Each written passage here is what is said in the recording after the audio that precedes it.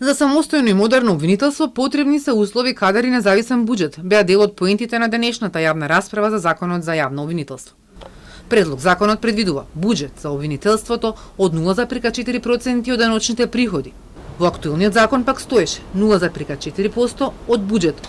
Светот оди напред. Во обвинителство и судови се користи вештачка интелигенција, а кај нас се уште дигитализацијата и интероперабилноста се мислени именки, порача Слаѓана Тасева од Transparency International Македонија. Од државата треба да се заложи и да инсистира да им даде услови за работа, затоа што тогаш можеме да зборуваме за интероперабилност. Што значи тоа? Кој треба да ја воспостави, да ја обезбеди таа интероперабилност? Што значи тоа? Пристап до 13 бази на податоци, можност за прибирање на доказите на електронски начин, да не мора да се пишува се во хартиена форма. Ние немаме во овој текст на законот како да нема ни намера да се направи современо јавно обвинителство, туку се држиме на она што ние си го знаеме, затоа што така сме навикнати и затоа што така ни е згодно. Достоинството на јавниот обвинител започнува со неговата плата. Постојат одредби во законот кои што се однесуваат на гаранциите дека платата на јавниот обвинител не сме да се намали.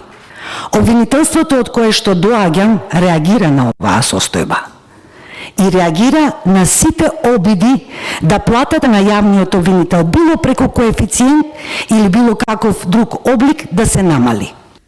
Професорката по кривично право Александра Дејановска-Трендафилова, која беше дел од работната група, рече дека со овој закон се зајакнува самостојноста на јавните обвинители, дека ќе се оценуваат на пократок рок, а се предвидува и потранспарентна процедура за избор на државниот обвинител. Таа смета дека со законот не може да се предвиди државниот обвинител да се бира со квалификувано мнозинство и се повика на амандманот 10 од Уставот. Бидејќи во делот на јавен обвинител на државата, Уставот не предвидува посебно мнозинство, сметавме дека ако ставиме вакво нешто во моментот, не вели со закон да се предвиди посебно мнозинство, со Устав. Уставот тука не предвидел експлицитно, ние и во кривичниот законник имаме, например, за обидот општо правило и експлицитно наведени за другите случаи. Така што во тој дел, без оглед дали мислиме дека треба или не треба, моментално можевме само ова да го направиме. Професорот по уставно право Денис Прешува предходно веќе порача дека е дојдено време со закон да се предвиди квалификувано мнозинство за именување на републичкиот обвинител и членови на советот на јавни обвинители. Тој на социјалните мрежи објасни дека нема пречка со оглед на тоа што во Уставот воопшто не е регулирано потребно мнозинство. Ако Уставот е нем во однос на потребното мнозинство, тогаш сметам дека нема пречка таа празнина да биде пополнета од страна на законодавецот.